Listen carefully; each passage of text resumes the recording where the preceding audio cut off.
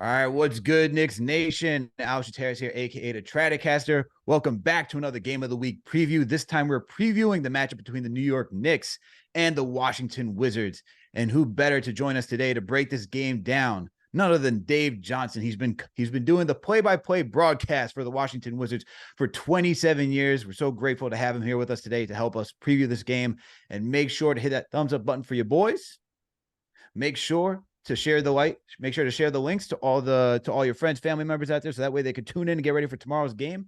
And make sure to remember that this show is sponsored by Underdog Fantasy. Make sure to use the promo code KFTV to get a match to up to $100. Dave, how are you doing today? How are you feeling? It's the NBA season. I'm feeling great. It's a busy part of the season. We had a game against the Mavericks on Wednesday. We're in a new journey for the Wizards. A lot of changes, and whatever you want to call it. It's a rebuild, a reboot. It doesn't matter what the term is. It just anytime you have a team like the Wizards, and you have 8 players on a 15-man roster, 8 new players on a 15-man roster. It very much is a season of discovery and a season of opportunity for the Wizards. So that means that right now we're still trying to discover this team. We still don't have answers on this team, but that's how you get better in the NBA. The Knicks know this, and how the Knicks have created themselves as a competitive franchise, one with cap flexibility. They had to go through a process. There's no shortcuts in the NBA. It's not like the NFL, where you could literally, okay, you don't like that quarterback, you just owe him the signing bonus and we start again. It's a little bit slower ship, if you will, to move around when you're talking about an NBA team. For sure. And as you're talking about the rebuild or whatever you want to call for the Washington Wizards, I got a few questions about their process right now. I mean, before this offseason, it seemed like they had a trio that they were ready to run back with in Bradley Beal, Kristaps Porzingis, Kyle Kuzma. Granted, they only played 35 games together last year and went 16-19 when they all shared the fort together. A lot of changes happen. Bradley Beal goes out to the Suns, right? You have then KP going out to Boston. You then follow up the trade with for the Bradley Beal deal by getting Jordan Poole from the Warriors and sending CP3 out there. What did you make out of all the changes? Did you expect them to make to run it back with that team, or did you expect changes coming that off season? Well, no, I mean, it was obviously a tough decision because, as you mentioned, the trio of Porzingis and Beal and company did not actually, and Kuzma did not actually get on the court, a lot, and actually, it was 35 games or whatever it was, and again, Kristaps Porzingis, as certainly people know him in New York, and he really is a special talent, and he was with the Wizards. He arguably had his best season with the Wizards. He was able to stay healthy, and a veteran with us had mentioned that the one thing that people don't realize about Kristaps Porzingis, he's a tough player. He plays through hurts and aches and pains because, look, this is a painful league.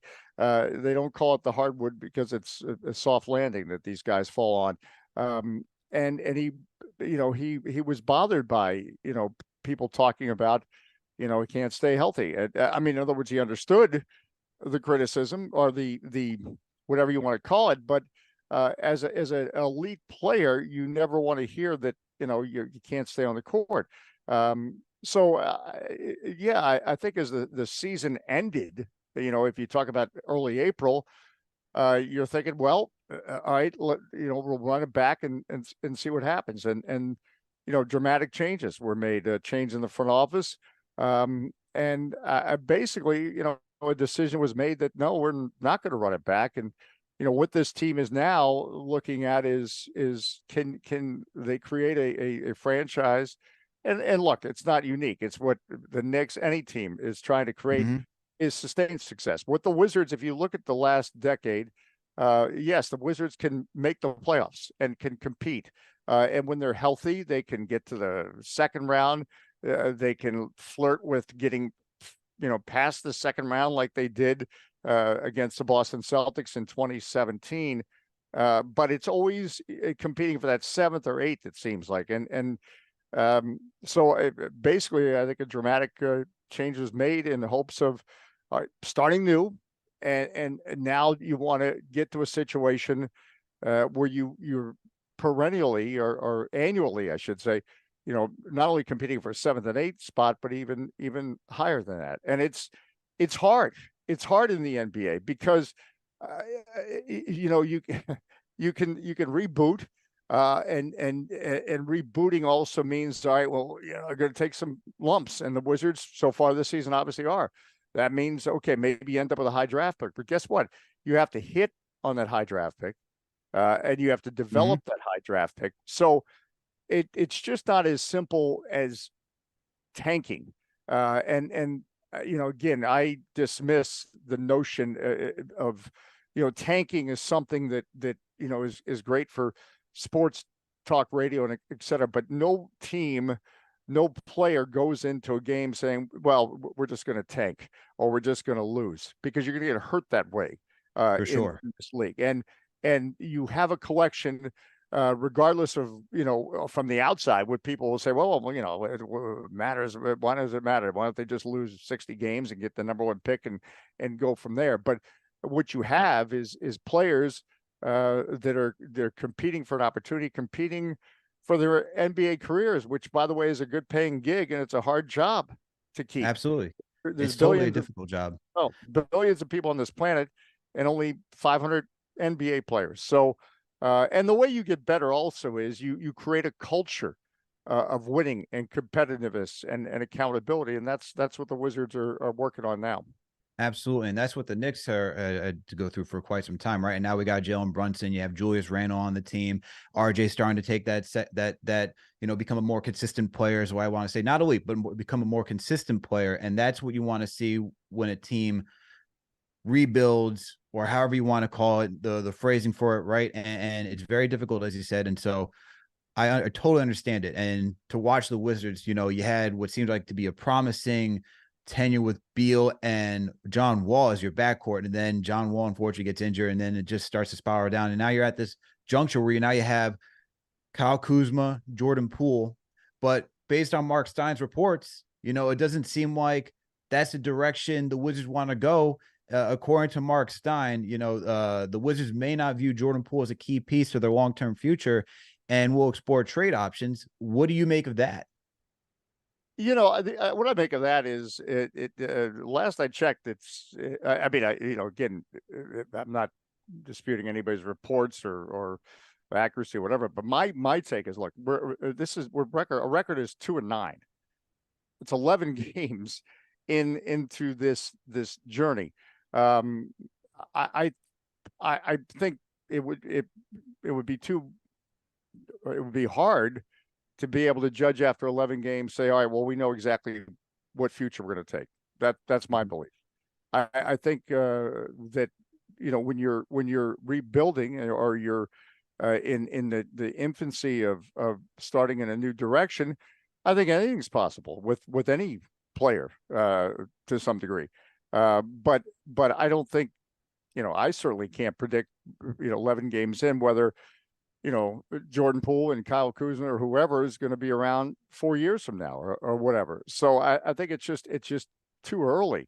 And it's also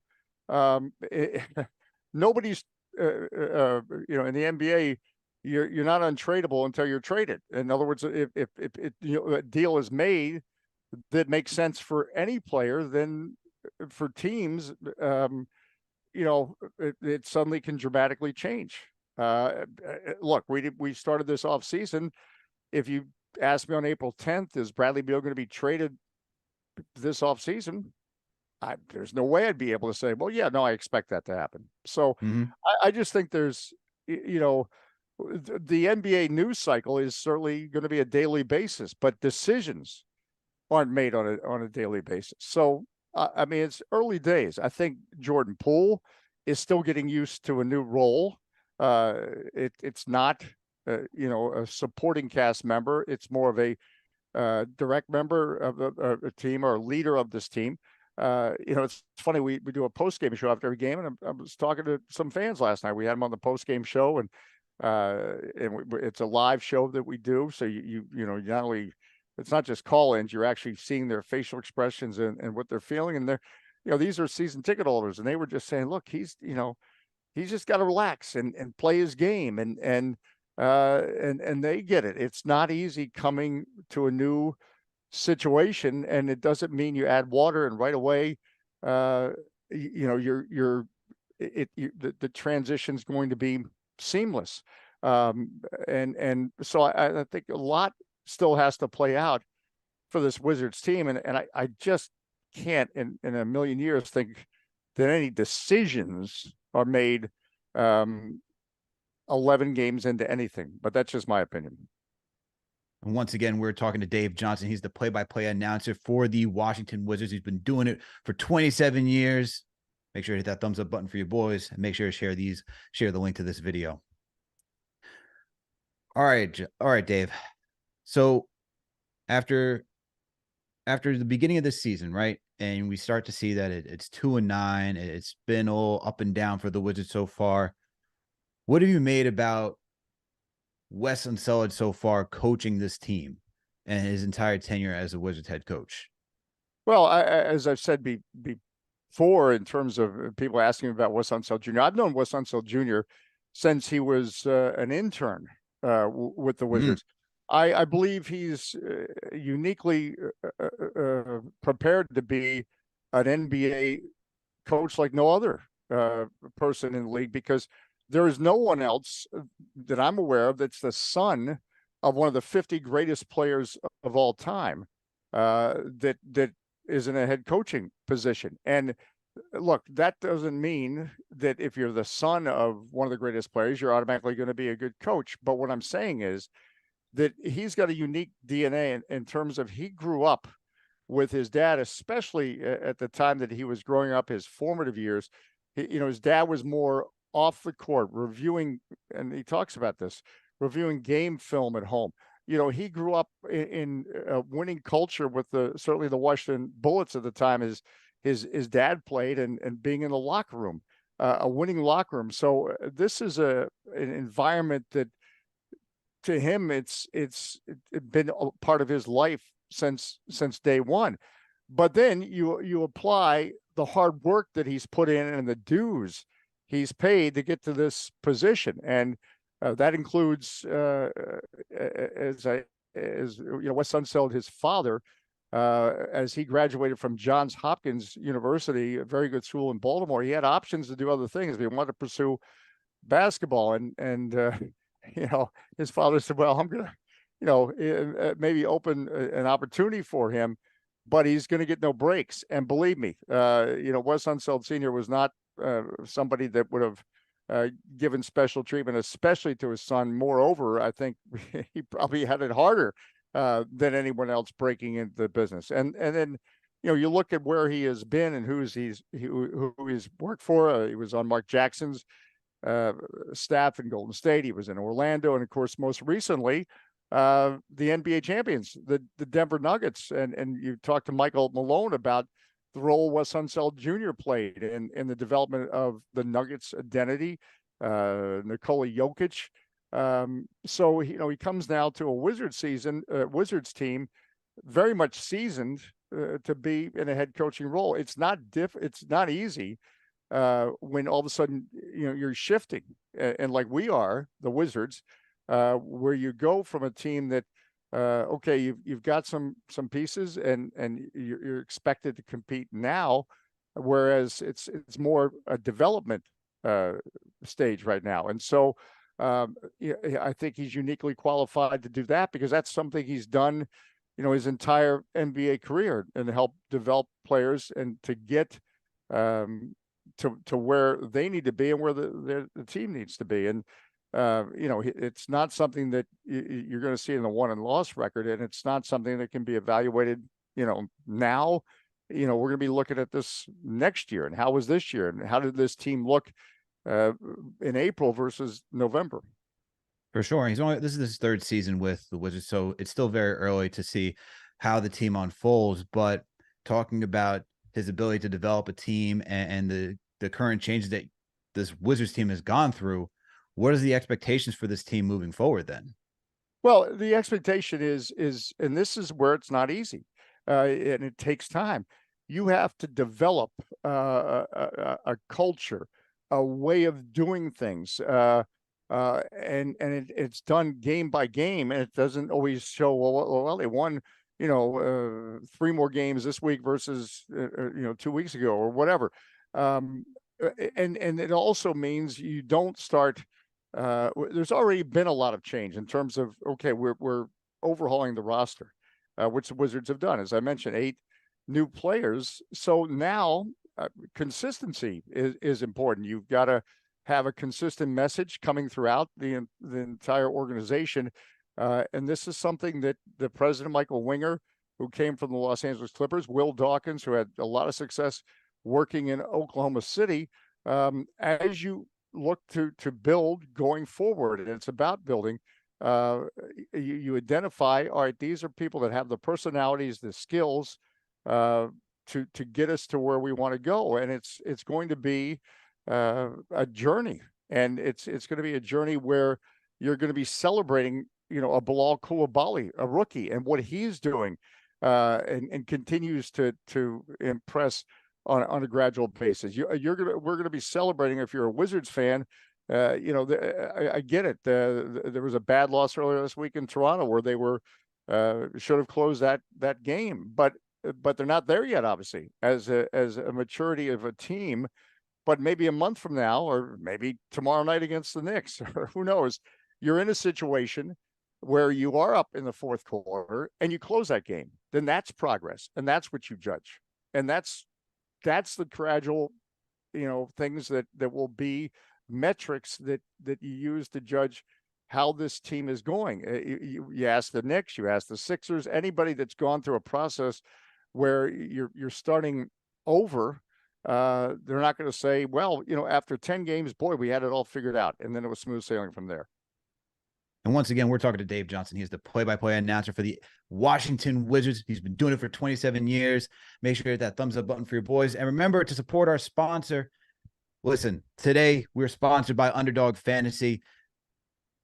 Everyone out there, you got to make sure to download this app to have fun on a daily basis when you're watching sports, especially the NBA season. I've been enjoying using Underdog Fantasy this season. So have the other co-hosts like CK, JD, CP. We're having a great time using this app. It's simple to use. All you got to do is choose higher or lower. You can choose up to 5 players, choose higher or lower based on some of the statistical categories that they give you. Do you believe they're going to have more than 5 shot attempts? Do you believe they're going to score more than 20 some odd points? Do you think they're going to get more than 8 rebounds? You could choose higher and lower, and they got all these different categories, unlike other platforms out there. But the thing that I like the most about them is that they give you the option to either choose a standard, which they'll give you a $20 payout, or you can go with the insured. So if you make one mistake, you still get something through the app. So make sure to download the app, Underdog Fantasy, and use our promo code KFTV to get up to a $100 match. Once again, make sure to use our promo code KFTV to get up to a $100 match. All right, Dave, getting back to this. Let's get into this matchup, Dave. All right. Now that we got the storylines out of the way, I need to know what you think about this matchup right here. I think for tomorrow's matchup, the key matchup to me is Julius Randle versus Kyle Kuzma. And I'm looking at the 2 main faces of their respective teams, right? Well, it could be Brunson for the Knicks, but right now Julius has been, after a strong game last night against the Atlanta Hawks, where we really need him. He's starting to come back strong on the season. He's the 2-time he's been 2-time All-NBA, 2-time All-Star. He's really made a name for himself out in New York. And you have Kyle Kuzma doing the same for himself out in Washington with his scoring prowess. I think this is the matchup to watch out for, because I remember last season, Dave, Kyle Kuzma came with "you're too small, Julius," and then Julius decided to turn it up to another notch and then show Kyle Kuzma who's the top dog in his eyes. So that's the big key matchup for me. And I think the difficulty in this matchup is guarding one another for each opponent, right? Because Randle, we know he can get hot, especially once he gets going downhill. He can attack the rim. That's what he's been doing very well this year. And the thing that has really impressed me about Randle is he's now taken his playmaking up to another notch. He's now finding his teammates out on the perimeter. He's finding Mitchell Robinson in the paint for some easy dunks. I like how Julius has been playing to start this season so far, and now his scoring has been able to come back up to where it should be. And then for Kyle Kuzma, obviously Julius is going he's not known for as being a defender, but Kyle Kuzma can be that scoring weapon as well for the Wizards. That's my key matchup for tomorrow's game. What do you make of that? Yeah, no, it's hard not to look at that. And listen, it reminds me of Monday night when we were in Toronto, the Wizards and Pascal Siakam and Kyle Kuzma going at it, and both had 34, 36 points, similar numbers and playing similar roles for their teams in terms of they can tell their teammates put me on your back and I'll lead the way and I'll dictate terms and that's certainly it turned out to be a great matchup on Monday night between these two. And you talked to Kyle Kuzma after the game on Monday night. I mean, and I'm sure Julius Randle says the same thing. It's what these guys, they grow up thinking about it. Let me go up against the best. They don't want an easy time. They want to be challenged because that's how they got to be where they are as elite NBA players. So, that's going to be, certainly one of the fascinating storylines against a New York Knicks team that the Wizards are going to have to find a way to match their physicality. The Wizards, like they did in preseason, it would certainly help. And this has been a big struggle for the Wizards. And the way they are built, it would be nice if they can get 23 pointers and be a volume shooting 3-point team and a volume making 3-point team. I think about the loss to the Dallas Mavericks. You only make 8 or 9 3-pointers against the Mavericks. That's with Luka Doncic and company in town. That's not going to be an easy get. And needless to say, they didn't get it. So it's if you look at that preseason game between the two teams, I know it's only preseason, but there's some elements that need to be repeated if the Wizards are going to have success on Friday night, which is in a NBA in season tournament game, which by the way, I'm a big fan of. So Same. looking forward to it because it's I'm old enough to the Knicks. There's still such a mystique about the Knicks. There's still it's still special to me to go to Madison Square Garden. I remember, I'm old enough, and people can Google this, when Earl Monroe played for the Bullets, and then of course the Knicks, and so they're great. Wes Unseld against Willis Reed, for goodness sakes. So now I know I'm going way old school, but the point being is, and it's going to be the atmosphere Friday at Capital One Arena. It's still the New York Knicks in town. And by the way, the one thing about New York is they tell me there's a big population in New York. Well, the other thing, not only is there a big population still living in New York, but then there's people that are from New York that are living every place else, especially Washington, D.C. I think we have half of New York City living in Washington, D.C. part of the time. So that's going to add to the atmosphere on Friday night. Absolutely. Look, I'm originally from New York, born and raised for over 25 years, but I live out in Boston too. So when there's enough Knicks fans out here when they go to TD Garden to go watch a Knicks Celtics game. But keep it on track with this matchup. You talk about the preseason game. The one that stood out to me during that matchup was Jordan Poole. We know how he can just light up an arena with when he gets going. And for me, that's another match I'm looking forward to. Grimes got hurt yesterday. I don't know if he's back for tomorrow's game. RJ's been out with a migraine. So I'm wondering who's going to guard Jordan Poole tomorrow, because in preseason, it was Quentin Grimes. If he's good to go, I expect Grimes to be on Jordan Poole to stop Poole from being able to be that scoring threat that we saw out on the Warriors and what he can be for the Wizards. If he's not going, I'm wondering if it's going to be IQ that's going to get the nod to start, if he's going to get the assignment to guard Jordan Poole, or if it's Josh Hart. That's what I'm wondering for tomorrow's game. Is that another matchup that you're looking at?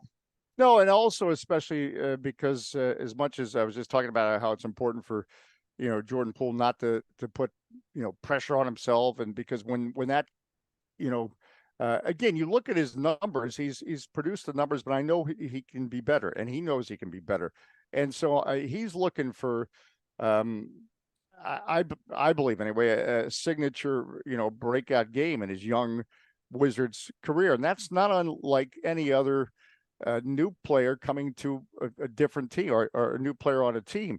As you accept a new role, you want to be more like Kyle Kuzma, if you will. I mean, Kyle Kuzma is 9 games or 10 games above 20 points. He's this has been his team last year with Bradley Beal. Now it's still very much Kyle Kuzma's team, but Jordan Poole needs to be a part of that for the Wizards to have more success and to continue to develop. So he's a player that knows what big games are all about. And this, and I'm not just saying this because it's NBA and season tournament game. It's also where the Wizards are. This is a team that has let some games get away. It hurts to lose. And they should have won in Toronto. They should have won in Brooklyn. They should have beaten Charlotte a week ago. So this is a team that is the Wizards, I believe, will come in, with a level of frustration that they need to translate into success. And Jordan Poole certainly will be looking to do that, Friday night against the Knicks. Absolutely. And, for other matchups that I'm looking, I mean, you got Tyus Jones and Jalen Brunson. I think Jalen Brunson is going to cause problems for Tyus Jones. Tyus Jones, I like him as a guard. I think he's a good facilitator and good at getting teams organized. But just to guard Brunson, a guy, once he gets going, he's a tough guy to stop. I mean, we even saw how he dropped 40 points in the playoffs against the Miami Heat. He's just unguardable. Even though Brunson's been struggling a little bit to find a rhythm to start the season, not sure what it is. Maybe it's playing FIBA and just coming off and the mileage of last season as well. He's still trying to find his groove. He can get to his spots, but he's just looking for his shots to fall. I still think that's going to be a tough cover for Tyus. If RJ does play, I'm expecting RJ and Denny to be the ones matching up. And then Robinson, he's just been on another level this season, and I'm expecting him to really give Gafford a run for his money tomorrow. Usually there's been some close matches between Gafford and Robinson, but Robinson this season has really taken it to another level where he's looking at like an all defensive team type player. The impact that he's been making this season has just been astounding. I mean, especially on the offensive glass, he's averaging over 5 rebounds on the offensive glass alone per game. For the last we're through 11 games right now. He's getting double-digit boards. He's just been phenomenal. He's impacting the paint. He's able to guard on the perimeter. I expect Robinson to have a really good matchup and limit Gafford's success. But you did mention somebody else that I want to ask you about, which is Bilal Coulibaly and the Wizards bench, because he's been making a name for himself. So you could give me some thoughts, because I think the benches may have a good spark between quickly leading the Knicks bench and Coulibaly leading the Wizards bench. Yeah, and of course, Emmanuel quickly has become a favorite because he certainly lives up to his name quickly, the way he approaches it. But also, he's not far from here in north of Baltimore in Hartford County, and it's a quite frankly, in my mind, a great story because with all due respect to John Carroll High School in Baltimore in Hartford County, we're not talking about a school that you can say, oh well, it's not Prince George's County, where Kevin Durant and half of the NBA came from. So he's developed into such a wonderful player. Look, this is why, and we talk about it. I know you talk it all the time. We can talk about who's the starting and this or that. Well, it's who's in the game at critical moments, and what's the rotation, and what Bilal Coulibaly, he is going to be special, and he's going to be special because I don't know if I've ever seen a 19-year-old. He just gets it, and if you watch him play, and as somebody was asking me about early stats, and I wasn't even looking at what his points per game, because they're not focusing on that, and I just said, look, he's playing very well, and he's playing smart basketball, and that's why he's getting multiple steals or blocks. I mean, it's not only the athleticism he has, but as Kyle Kuzma says, he's probably the most locked in on the scouting report. That's how he's getting those steals. He understands, knowing your personnel or knowing the other team's personnel and the nuances of opposing players. Even though he is a rookie, his demeanor does not change. If he makes a big three or he makes a bad turnover, there is no change in his facial expression. He is all business and that's not easy to do as a, think about how we all were at 18 or 19 or whatever. There's a lot of emotions that are flowing through us. So I just, he did fall under the radar in terms of playing with Victor Wembanyama. They were on the same French team, so everybody was focused on him. Now, as people were scouting Victor Wembanyama, I can't even say it. But Victor, you know what I'm saying? Yep. As they were scouting him, these scouts are like, wait a minute, what about this other guy? And certainly the Wizards traded actually because they wanted him so badly on draft night, and that was the drafting of Bilal Coulibaly. It sent a message to the fan base. I still remember the draft party and the fans saying, all right, I get it. This is different. This is different. This shows that the Wizards want to go with a long-term vision, because you're not drafting somebody that you're expecting to turn around the franchise in a year. This is someone that you want to be a part of a surge in the NBA. And he certainly so far has shown all the attributes that he's going to be the real deal. That sounds amazing. That sounds like they really hit on this draft for the Wizards this year around. Dave, I appreciate your time joining us today. Before we let you out of here, what do you predict for tomorrow's game? What do you think is going to happen? Well, it's look, it's going to be a challenge. The Knicks are, and this is why, and we've talked about this when we did our preseason broadcast. Knicks fans should be very proud of their team and what they've accomplished and what they've created. And it's and again, you make the right moves, get the right players. Look what the NBA is also about fit and opportunity. Look how Jalen Brunson has thrived in the New York Knicks environment, and so all these players in the league, if they're in the league, they're good. But they some can be better in other situations, and the Knicks have the complete package. I would say, look, clearly on paper, the Knicks are favored. If the Wizards are going to win, they're going to have to get points off turnovers, which that's something they've prided themselves on. They were number one in the NBA in points off turnovers before last night against the Mavericks, or before Wednesday against the Mavericks. And that was a big reason why, again, if they were going to have success against the Mavericks, they had to get more than 8 points off turnovers. In other words, they had 23. They've been averaging about 22, 23 points off turnovers. So it's going to have to be the defense turning to offense, and the Wizards. If you look at the numbers, and this is even before this season, so it's essentially comparing different teams, but still the Wizards. This is a league where the 3-point ball is important, and if the Wizards are going to have success against the New York Knicks on Friday night, you know what? You think about the preseason game. Mike Muscala, for goodness sakes, turned that game around by coming in and getting hot. So it's going to take those kind of X factors, I believe, for the Wizards to have success. But hey, listen, it's an in-season tournament game. It's Friday night. The place is going to be packed. There's going to be Knicks fans there. Everybody's going to be jumping. I mean, it's the nation's capital. The joint's going to be jumping. So let's just throw it out there and see what happens. Absolutely. I'm looking forward to the in-season tournament as well. I like it. I'm a big fan of it as well. I'm looking forward to see how tomorrow goes. I'm looking forward to see the Wizards court. Honestly, all these courts are so interesting. Oh, yeah. Not really been a big fan of them, especially the Knicks orange one that's coming through. I'm gonna have to wear sunglasses when I'm watching on the television. But I'm looking forward to seeing the Wizards court tomorrow. Well, first of all, and the our first game in the in-season tournament was in Miami. I don't know if you saw their court, but it is red. It's blood red. Yeah, you're not. But the Wizards court, and this will be as people, watch maybe or listen to my great friend Ed Cohen, or you got Clyde up there doing the Knicks television. There's a great historical lesson to the Wizards court. It's based on the boundary stones.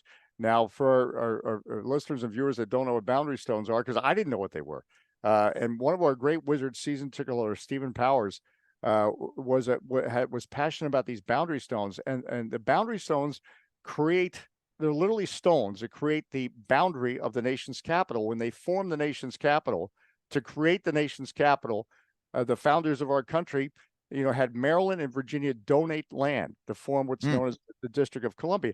And the reason they did this, and reason why they wanted at that time to create a federal city, is because they didn't want any state to have any advantage by saying, all right, well, Virginia is the home of the nation's capital, Maryland's the home of the nation's capital. So literally, these boundary stones still exist. And I've taken a tour with our season ticket holder, and some of these boundary stones are on streets. Some of these boundary stones are in people's yards, and they're fenced off. So that's where some of the color scheme actually comes from. And so it's celebrating something that's uniquely DC. And so I believe we have got the most unique story behind our city edition uniforms of any team in the NBA. Then there you go. And that's why you come to KnicksFanTV, people, to get a history lesson from Dave. Thank you so much, Dave, for coming through. I think it's going to be, it all depends on if Grimes or RJ, if one of them is back, I think the Knicks have a shot. If they're both down, we're really going to need another good outing from Quickly. And obviously Brunson has to be on point, and so will Randall. But I think it's going to be a good one. It all depends on who's in tomorrow for the Knicks. But thank you for joining, and make sure everybody, to tune into the broadcast tomorrow. If you can't listen to MSG, if you're like me and you got to tune out, make sure to tune in. If you can't get the MSG broadcast, tune in and listen to Dave, and let's get another perspective. Sometimes it's nice to hear other analyst perspective and play-by-play color commentators' perspectives on opposing teams. Dave, thank you once again for joining. Please let our listeners know where they can find you, or if you got anything coming out. At Dave J. Oh, your mic's off, Dave. I think we lost you on the mic.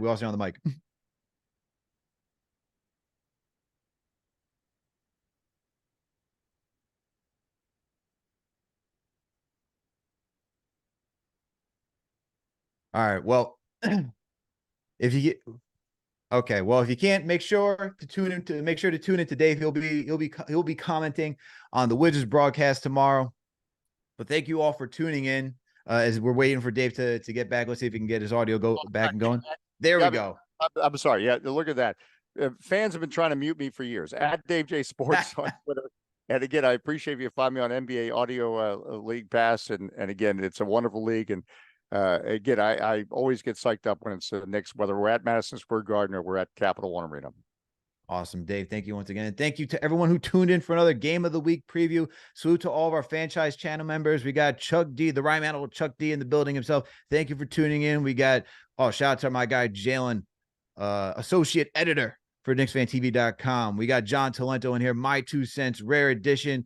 Everybody, salute to you for tuning in for another Game of the Week preview. You know what to do. Make sure to catch tomorrow. We're going to have another play-by-play. I believe CK is going to be hosting it, and you always know to tune in after the game to catch post-game. It'll be me, CP, Jake Asman joining us tomorrow, so make sure to tune in after the game. Once again, thank you to Dave for joining us. Make sure to support our sponsor, Underdog Fantasy. Use that promo code KFTV for up to a $100 match, and also make sure to check out KnicksFanTV.com. All right, everyone, we'll catch you later. Salute to the mods, salute to everybody else, salute to Knicks Nation. We'll catch you later. We out.